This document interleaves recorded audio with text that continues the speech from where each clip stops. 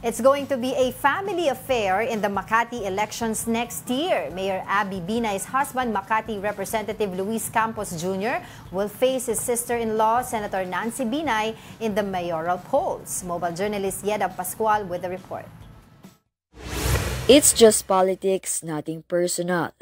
But in Makati, that might not be the case, as the Binay family is set to face off in a high-stakes battle in the 2025 mayoral race.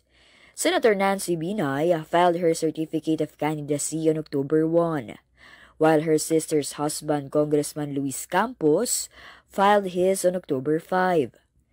Nancy's father, former Vice President Jejomar Binay, has given his blessings for her to run for mayor. But family tensions are high. When asked if she had spoken to her sister, incumbent Mayor Abby Binay, before filing her candidacy, Senator Nancy became emotional.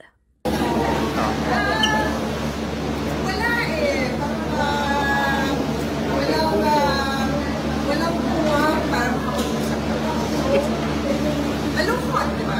Pamilya pa rin kami, di ba?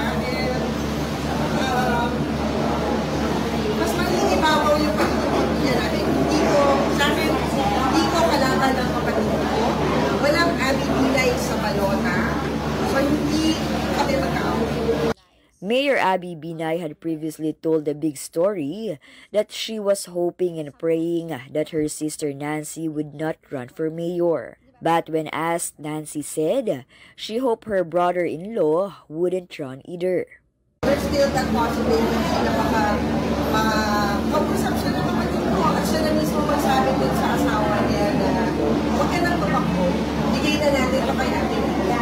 Senator Nancy's decision to run for mayor didn't sit well with Mayor Abby, who took to social media minutes after her filing using the hashtag #BeNice, a slogan that happens to be one of Nancy's own campaign taglines. On October 5, Congressman Luis Campos filed his certificate of candidacy for mayor, joined by his wife Mayor Abby and his running mate for vice mayor, Congressman Kid Peña. When asked what advantage her husband had over her sister Nancy, Mayor Abby's response was straightforward. Ano daw ang advantage niya? Yes, ma'am. Ako ang advantage. While the family rivalry continues, Nancy Binay still hopes for a resolution and stands by her sister's Senate run. It's always good. Kailangan lagi tayong umaasa na at the end of the day, magkakaayos na ito. If kapatid kami, hindi ko naman very qualified siya senator. So, ako ay susuporta bilang natin. But Mayor Abby has her doubts about her sister's support. She referenced the 2019 elections when she ran against her brother, Junjun Binay. Parang may kondisyon ata yun. Susuportahan nila ako kung makakonvince ko yung asawa na hindi tumakbo.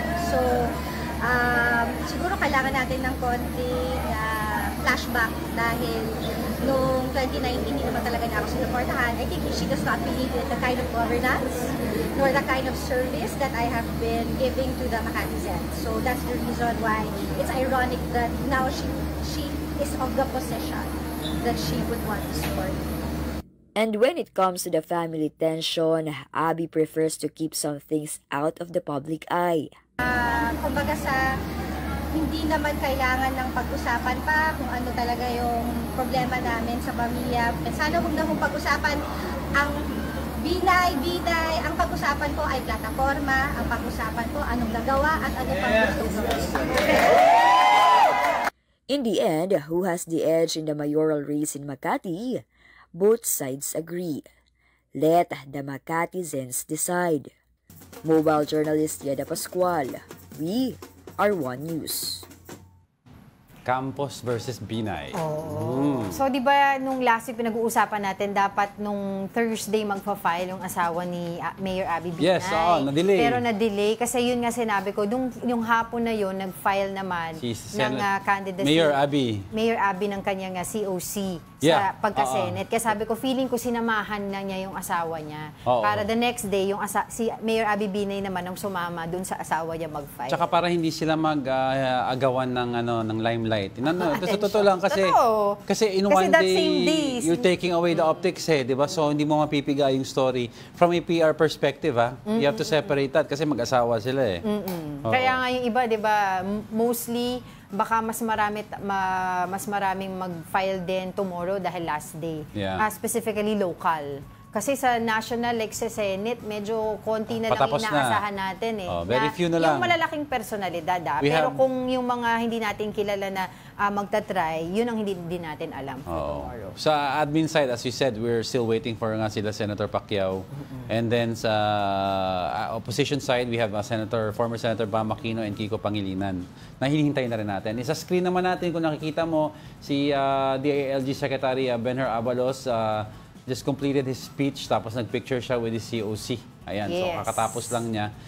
Nag 3 minutes talk siya and kaya tumagal siya because siguro yung question and answer. Ayan, he's now signing on the wall. Panatawol. Yan yung pledge ng mga kakandidato na Walang dayaan. mag-participate sa marangal, walang dayaan na eleksyon. And yung dinagdag ng COMELEC is yung hindi sila gagamit ng artificial intelligence or AI Deepfake. sa kanilang pangangampanya. AI to Specifically, deepfake. Deepfake. Oo. Oo. Yeah.